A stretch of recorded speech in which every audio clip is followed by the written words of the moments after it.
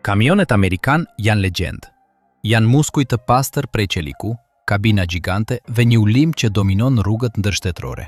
Janë më të mëdhenjt, më të mirë. Ose të paktën kështu besojmë. Sepse ekziston një e vërtet e pakëndshme që ulirin më fort. Ndërsa bota përparon me kolos rrugësh më efikas, të sigurt dhe të fuqishëm, Shtetet e Bashkuara mbetën të bllokuara në të kaluarën. Sot nuk është një opinion, është një hullumtim. Pse kamioni evropian në shumë aspekte kuqe I jep një goditje teknologjike simbolit amerikan? Përgjigja nuk është nën kofano. Është e varrosur në politik, në gjeografi dhe në një vendim të marrë para 40 vitesh që ngriu në kohë një gjigant. Le të fillojmë. Kur Amerika vendosi të ndalonte rriqen. Historia e kamionit amerikan nuk ishte gjithmonë një histori stagnimi. Pati një kohë, një agjim I gjatë prej gati 80 vitesh, ku çdo dekadë sillte një kërcim. Më shumë peshë, më shumë fuci, më shumë gjatësi. Ishte një garë rritëse e nxitur nga një logjike thjeshtë dhe e fuqishme. Lëvizje e më shumë ngarkese për më pak para e bën një komb më të pasur. Hekurudhat zgjateshin, anijet rriteshin deri në përmasa monstruoze dhe kamionët, ata mbretër të rinj të rrugës, ndiqnin të njëjtën rrugë të pandallshme. Derisa, papritur, ata ndaluan. Jo për mungesë genialiteti, as për kufijtë e metallurgjisë. Ata ndaluan për shkak të një ligji, një numër magjik I dendur në librat federal, 80.000 pound. Ajo shifër u bë një mur I padukshëm që ndali menjëherë evolucionin fizik të transportit rrugor në Shtetet e Bashkuara. Për të kuptuar pse kamioni evropian duket sot aq I avancuar, së pari duhet gërmuar në momentin e sakt kur ai amerikan vendosi me vetdije të ndalonte evolucionin. Ëndra e ndërprerë. Nga rritja e vazhdueshme te kufiri federal. Gjithçka filloi me një problem logjistik. Në fillim të shekullit të 20, Alexander Winton, një prodhues makinash në Cleveland, ishte lodhur nga fakti që makinat e tij të reja grumbullonin kilometra në odometër gjatë dërgjesës. Zgjidhja e tij ishte brutalisht e thjeshtë. Mori shasinë e një makine, I vendosi një grep në pjesën e pasme dhe I bashkoi një rimorkio që mbante një automjet të vetëm. Kishte lindur semi-rimorkioja e parë, një kamion për kamion. Ajo shkëndij genialiteti praktik ndizi një revolucion. Së shpejti, kamionët ndaluan së transportuari vetëm automjete të tjera për të mbajtur gjithçka. Teksa dobia e tyre rritej edhe madhësia e tyre. Përmirësimet teknike vinin në vallë të njëpasnjëshme. Motorët naftë, më efikas dhe më të fuqishëm se paraardhësit e tyre me benzinë. Gomat pneumatike që mund të mbanin ngarkesa më parë të pamenduara. Sistemet e frenimit dhe drejtimit që jepnin kontroll mbi masa gjithnjë më të mëdha. Ekzistonte një cikël I virtytshëm, një qark feedbacku që dukej se nuk kishte fund. Rrugë më të mira, të shtruara dhe më të forta, lejonin kalimin e kamionëve më të mëdhenj. Ata kamion më të mëdhenj ulnin koston e transportit të 1 ton I mall për 1 milje. Një kosto më e ulët nënkuptonte më shumë kërkesë për transport rrugor. Dhe më shumë kërkesë gjeneronte presion politik dhe ekonomik për të ndërtuar rrugë akoma më të mira dhe më të gjata. Ishte një spirale rritëse e progresit. Shtetet filluan të rregullonin këtë rritje, duke vendosur kufijtë e parë të peshës, si ato 28.000 pound të Massachusetts në 2013, ekuivalente me peshën e 2 elefantëve afrikan. Ishte një rregullore që ndiqte, jo që frenonte, tendencën. Kthesa e vërtet, tavani I parë I madh, erdhi në 1956. Në kulmin e luftës së ftohtë, me pretekstin e mbrojtjes kombëtare, por me qëllimin e qartë për të bashkuar ekonomikisht vendin, Kongresi shpali ligjin e autostradave ndërshtetërore. Për herë të parë, Amerika pajisej me një rrjet rrugësh të gjera, të drejta dhe uniforme që kallonin një kontinent të tërë. Me të, erdhi kufiri I parë I peshës federale uniform, 73.280 pound, ekuivalenti I 5 elefantëve e gjysmë. Nuk ishte një kufi shtypës, ishte certifikimi I një standardi të ri gjigantizmi. Kamionët u rritën për të mbushur atë hapësirë ligjore, u bën më të gjatë, më të fuqishëm. U kthyen në një konkurrent të egër për hekurudhën, duke ofruar një fleksibilitet derë më derë që treni kur nuk mund të barazonte. Kultura e kamionistëve shpërtheu në vitet 60 dhe 70, me filma, muzikë dhe një aurë rebelimi dhe lirie. Ëndra amerikane me rrota dhe një motor 10 litrash. Gjithçka dukej se tregonte se kurba e rritjes do të vazhdonte të ngjitej përgjithmonë. Fizika e lejonte, ekonomia e kërkonte, por politika kishte plane të tjera. Kriza që ndryshoi gjithçka. Nafta, protestat dhe një tavan kristali. Në tetor të vitit 1973, ëndra u përplas me një mur të realitetit gjeopolitik. Lufta e Yom Kippur shpërtheu një embargo nafte nga vendet arabe kundër perëndimit. Shoku i parë i naftës goditi Shtetet e Bashkuara si një çekan. Çmimet e benzinës u rritën në qiell. Karburanti u racionua. Presidenti Nixon, në një përpjekje të dëshpëruar për të kursyer, vendosi një kufi shpejtësie kombëtar prej 55 milje për orë. Për industrinë e transportit ishte një stuje përsosur. Marrëzet e fitimit, gjithmonë të ngushta, u avulluan. Shoferët, shumë prej tyre veteran lufte të mësuar me disiplinën, por edhe me veprimin, arritën kufirin e tyre. Imagjinoni skenën. Një kamionist si J.W. Edwards, River Rat, në radion CB, duke ndaluar në çdo stacion, shërbimi përgjatë autostradës 80, duke pritur në radhë për të marrë kuotën e tij të racionuar të naftës, duke humbur orë të vlepshme, para dhe durim. Në dhjetor, River Rat i kishte ardhur në maj të hundës. Mori kamionin e tij, e parkoi përgjatë një rruge në Pensilvania dhe përmes radios CB, atij interneti primitiv të rrugëve, u bëri thirrje kolegëve të tij të bashkoheshin. Blokada u përhap si zjarri në kasht. Nuk ishte një protestë thjesht për çmimin e karburantit. Ishte një revolt me kërkesa konkrete. Mes tyre, njëra ishte themelore. Donin të mund të mbanin më shumë peshë për udhtim. Logjika e tyre ishte e paqortueshme. Ekonomi e pastër shkale. Është më efikase dhe prandaj më fitimprurëse që një shofer i vetëm me një traktor të vetëm të tërheqë një ngarkesë më të madhe, sesa ajo peshë të ndahet mes 2 ose 3 kamionëve të ndryshëm me 2 ose 3 shofer, 2 ose 3 motor që konsumojnë karburant. Kërkonin që të rritej kufiri federal i peshës. Gjithashtu, kërkonin uniformitet, t'i jepje fund mozaikut të ligjeve të ndryshme në çdo shtet që e kthente planifikimin e një rruge kombëtare në një makth logjistik. Presioni funksionoi, por me një kthes vendimtare. Në 1982, qeveria federale u dorëzua, por vetëm për gjysmë. Rriti kufirin e gjatësisë së rimorkios me 5 këmbë dhe ngriti kufirin e peshës maksimale në ato të famshme 80.000 pound, pesha e 6 elefantëve të rritur. Dukej si një fitore, por ishte një fitore e helmuar, sepse ai kufi i ri nuk vinte me një klauzol rishikimi në të ardhmen, as me premtimin për studime për rritje progresive. U vendos si një mur përfundimtar, një deri këtu. Protesta fitoi një rritje unike, por humbi luftën e rritjes së vazhdueshme. Tavani i kristalt u bë prej qeliku. Pasoja e papritur. Kabina gjigante. Ngarkese e stagnuar. Ligji i vitit 1972 kishte një veçori teknike që do të ndryshonte përgjithmonë fytyrën e kamionit amerikan. Duke vendosur kufit e rinj të gjatësisë, norma përjashtoi shprehimisht kabinën e traktorit nga matja totale. Do të matej vetëm rimorkioja. Kjo klauzol, në dukje e vogël, ishte një tërmet dizajni. Brenda natës, prodhuesit u dhanë llogari se mund të zgjasnin kabinën aq sa fizika dhe tregu ta lejonin, pa i vjedhur asnjë centimetër hapësirës së çmuar të ngarkesës së rimorkios. Efekti ishte i menjëhershëm dhe spektakolar. Stili cabover, kabina mbi motor, me balin e tij të sheshtë dhe profilin e tij kompakt që kishte dominuar filmat si Convoy, filloi një zhdukje të shpejtë. Pse ta ngjeshje shoferin mbi motor nëse mund t'i jepje një dhomë dënjeje lëvizse? Lindi kështu i famshmi long nose amerikan, kabina me një hundë të gjatë që strehon motorin, një front të kromuar dhe metra hapësirë boshe përpara xhamit të përparm. Nuk ishte një përmirësim aerodinamik, në fakt është më keq. Asnjë avantazh mekanik domethënës. Ishte hapësirë e pastër e fallur.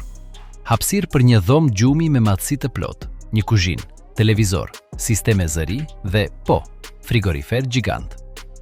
Kabina u transformua nga një stacion pune në një apartament luksos me rrota. Këtu qëndron paradoksi i madh i kamionit amerikan modern. Desa pjesa që paguan udhtimin, hapësira e ngarkesës së rimorkios, u ngrin në dimensionet maksimale të vitit 1982, pjesa që është një kosto, kabina e shoferit, hyri në një spirale rritje dhe luku pa precedent. U optimizua komoditeti i operatorit, jo efikasiteti i ngarkesës.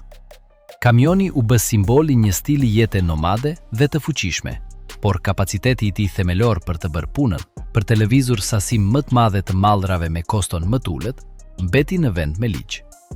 Është sikur një marangoz, të cilit i ndaluan të përdorte shara më të mëdha, në vend të kësaj vendosi të shpenzonte të gjitha paratë e tij për të dekoruar valishen e tij të veglave me arë. Shkëlqen më shumë, por nuk e pret më mirë drurin.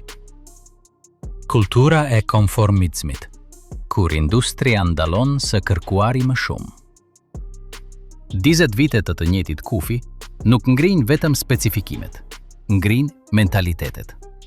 Sot, nëse pyet brenda industrisë amerikane të transportit rrugor për mundësinë e rritjes së kufirit federal të peshës ose gjatësisë, përgjigjja më e zakonshme është një ngritje e shpatullave. Nuk është temë bisede. Nuk ka një lob të fuqishëm që bën presion në Washington për kamion më të mëdhenj. Prodhuesit e mëdhenj, Peterbilt, Kenworth, Freightliner, International, konkurrojnë ashpër me njëri tjetrin, por e bëjnë këtë brenda një vathi rrethojat e të cilit i vizatoi Kongresin e epokën Reagan. Konkurrojnë në komoditet, në besueshmëri, në personalizim, në shkëlqimin e kromit.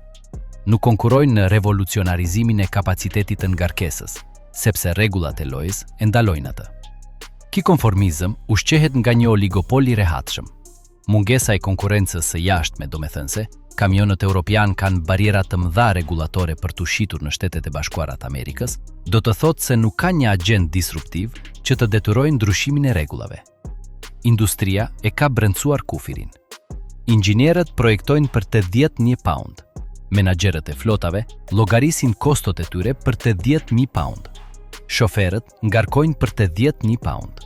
Horizonti i mundësive u tkurr derisa përkoi saktësisht me kufirin ligjor. Nuk kërkohet ajo që nuk besohet se është e mundur. Ky pranim pasiv i status quo-së është ndoshta simptoma më treguese e ngrirjes së madhe. Industria nuk bërtet për inovacion, sepse në aspektin më themelor, madhësi, peshë, rregulloria i tha 2 breza më parë se inovacioni kishte përfunduar. U dedikuan atëherë të inovonin në çdo gjë tjetër, duke krijuar makinat më komode dhe më të personalizueshme në botë, por teknikisht të ngrira në kohë. Por bota nuk ndaloi për të pritur Amerikën. Ndërsa këtu diskutuam matësinë e frigorifereve në kabina, në anën tjetër të oqeanit, inxhinier, qeveri dhe madje ciklist po protagonistonin një revolucion të heshtur që i kthen kamionët tanë në krahasim në dinosaur komod, por dinosaur në fund të fundit. PS.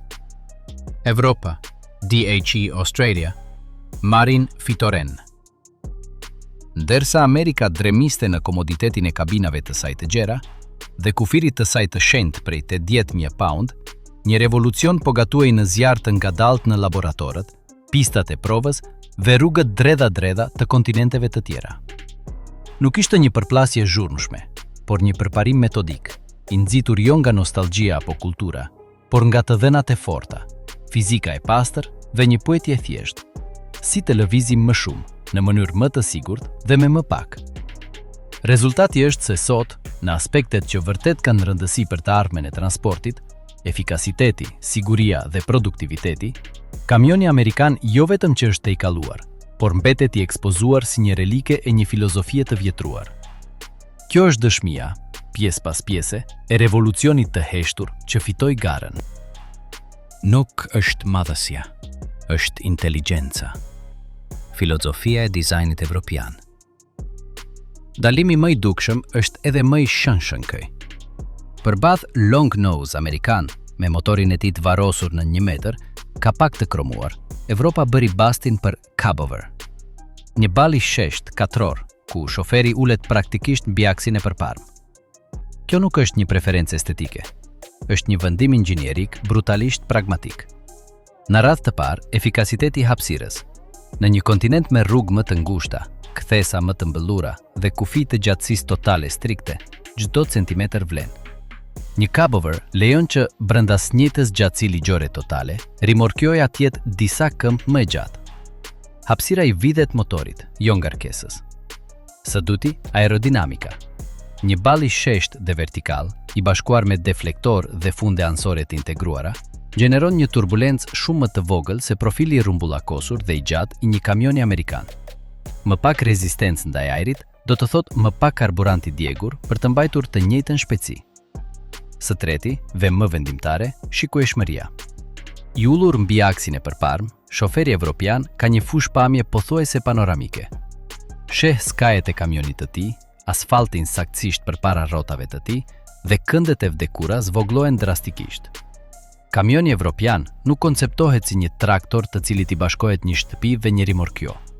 Është një sistem integruar, një vegjël monolitike ku çdo komponent, kabinë, shasi, motor, rimorkjo, është projektuar për të punuar si një njësi e vetme me një qëllim të vetëm: maksimizimin e efikasitetit operativ, jo komoditetin rezidencial. Është filozofia e thikës zvicerane përballë asaj të valishes së luksit me një vegjël të vetme brenda. Hendeku teknologjik që demb. Siguria aktive kundrejt qelikut të zhveshur. Këtu është vendi ku inferioriteti bëhet I prekshëm dhe shqetësues. Gjitu në kabinën e një kamioni amerikan të ri nga fabrika. Është luksoze, e gjerë. Tani kërko pajisjet e sigurisë standarde. Lista është e shkurtër dhe mungesa kumbuese. Ndërsa Bashkimi Evropian ka dekretuar që sistemet si frenimi automatik I emergjencës, AEBS, asistenti I qëndrimit në korsje dhe paralajmërimi I përplasjes ballore ansore janë të detyrueshme, në Shtetet e Bashkuara ato janë, në rastin më të mirë, opsione të kushtueshme. Por goditja më e fortë vjen kur flasim për linjën e fundit të mbrojtjes, airbags. Në një kamion evropian të nivelit të lartë, si një Volvo ose një Scania, shoferi është I mbështjell në një fshikës sigurie. Airbag frontal, airbag sansor perishë që mbulojnë të gjithë kabinën, airbags për gjunjët. Është standardi një automjeti luksi, I transferuar në kabinë. Në një Peterbilt, Kenworth ose Freightliner amerikan, përgjigjja është dëshpëruese. Nuk ka. Ndoshta, vetëm ndoshta, një airbag në timon, asgjë më shumë. Filozofia e sigurisë amerikane ka qenë tradicionalisht reaktive. Ndërtimi I një shasie aq të fortë dhe një kabine aq robuse sa të mbijetoj goditjen. Filozofia evropiane është aktive dhe parandaluese. Së pari, shmangja e aksidentit me teknologji. Nëse është I pashmangshëm, minimizimi I lëndimeve të shoferit me sisteme të avancuara mbajtëse. Është dalimi mes të besuarit se armatura jote do të shpëtoj dhe përdorimit të një mburoje, një radari dhe një helmete inteligjente. Ky hendek nuk detyrohet nga që inxhinierët amerikan nuk din të bëjnë airbags. Detyrohet nga që në një treg pa presion në rregullator të jashtëm dhe me një klient, flotat e mëdha, që prioritizon koston filestare mbi pajisjet ekstra, siguria aktive nuk ka qenë një prioritet. Qeliku I zhveshur, sado I trash të jetë, tashmë nuk është I mjaftueshëm. Kuajt e fuqisë dhe efikasiteti. Motori nuk është vetëm për të ulëritur. Ekziston një paradoks që huton vëzhguesin e rastësishëm. Një Peterbilt 579 me kapakun e tij gjigant mund të strehojë një motor deri në 605 kuaj fuqi. Një Scania S 730 me balin e tij të sheshtë dhe kompakt ofron një motor V8 që jep 770 kuaj fuqi. Si është e mundur që një paket më e vogël të paketojë më shumë fuqi? Dhe më e rëndësishmja, për çfarë nevojitet nëse në Evropë kufit e peshës janë në teori të ngjashëm ose më të mëdhenj? Përgjigja çmonton një tjetër mit. Ajo fuqi ekstra nuk është për të shkuar më shpejt në të drejtë, është për të mbajtur efikasitetin në stres ekstrem.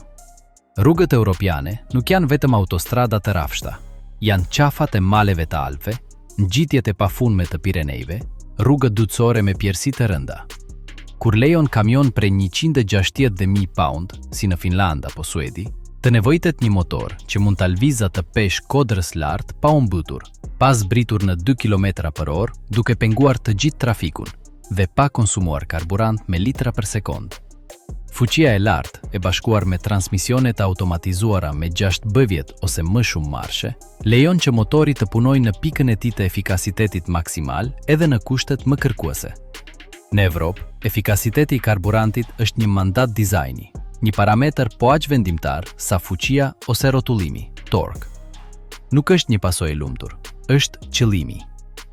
Motori evropian është projektuar për të qenë një atlet qëndrueshmërie, jo një peshk gritës që bën vetëm një përpjekje brute dhe pastaj pushon. Prandaj, në atë kapak të shesht dhe në dukje modest, rreh një fabrik fuqie që jo vetëm është më e fuqishme, por është e optimizuar për të kthyer çdo pikë nafte në ton të lvizura për kilometër, jo në decibel ulërime. Giganti i vërtet, Australia, dhe Road Trains, që bëjnë gjithçka të duket e vogël.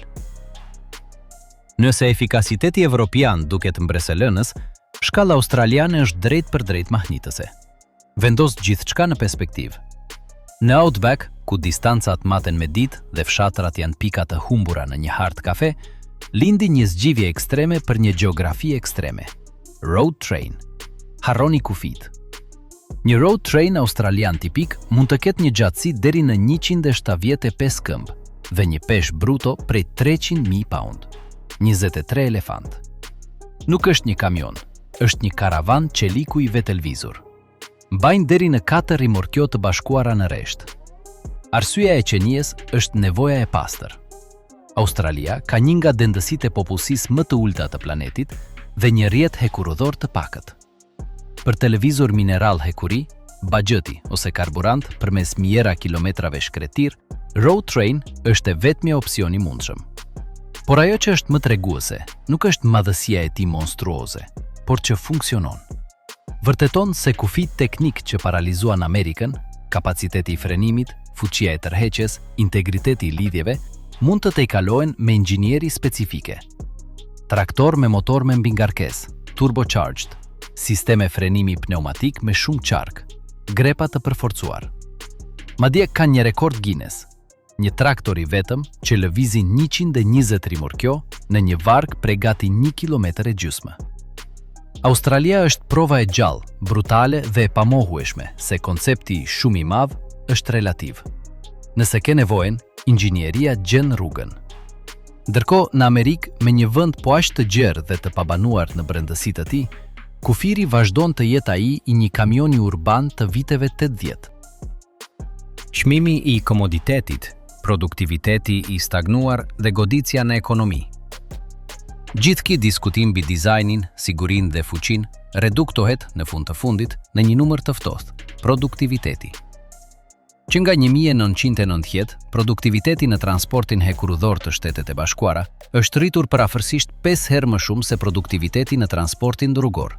Mendojeni, hekurudha, ajo industrie lashtë, ka inovuar dhe është bërë më efikase në një ritëm maramendës, ndërsa sektori që lëviz 65% të gjithë mallrave të vendit është praktikisht i stagnuar. Shkaku qendror është kufiri i madhësisë. Produktiviteti i një shoferi kamioni është i lidhur me 80.000 pound që mund të tërheqë.